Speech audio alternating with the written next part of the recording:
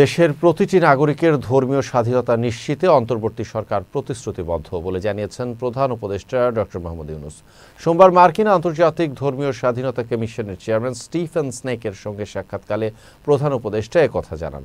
ঢাকার রাষ্ট্রীয় অতিথি ভবন যমুনায় তাদের এই সাক্ষাৎ অনুষ্ঠিত হয়। এ সময় সংখ্যালঘু নির্যাতনের ইস্যুতে আলোচনা হয় তাদের মধ্যে। ডক্টর ইউনূস বলেন, জুলাই অভ্যুত্থানকে হেয় করতে সংখ্যালঘু নির্যাতনের বিভ্রান্তিকর তথ্য প্রচারিত হয়েছে। সারা বিশ্বের সাংবাদিকদের বাংলাদেশ সফরের আমন্ত্রণ জানিয়ে সংখ্যালঘু ইস্যুতে সরেজমিন প্রতিবেদন তৈরির আহ্বান জানান তিনি। প্রধান উপদেষ্টা বলেন, জুলাইয়ের গণঅভ্যুত্থানকে এশিয়া ও বৈশ্বিক গণমাধ্যমে চরমপন্থী ইসলামিস্টদের আন্দোলন বলে চিত্রিত করার চেষ্টা চলছে। অন্তর্বর্তী সরকার দেশের ১৭ কোটি মানুষের ধর্মীয় স্বাধীনতা নিশ্চিতে সর্বোচ্চ চেষ্টা চালাচ্ছে বলেও জানান ডক্টর ইউনূস। রোহিঙ্গা জনগোষ্ঠীর ওপর চালানো নির্যাতনের চিত্র তুলে ধরে তাদের প্রত্যাবাসনের ওপরও গুরুত্ব দেন প্রধান উপদেষ্টা।